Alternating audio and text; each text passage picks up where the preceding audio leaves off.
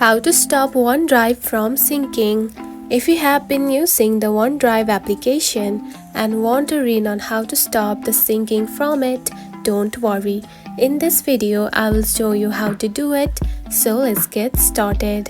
First of all, open the OneDrive application. Just like this. After opening it, you will find something like this on your home screen. Now tap onto your profile icon at the top left corner right here. Select it. Then here you can find settings right here. Tap on it. Now you can see into the camera backup. Tap on it.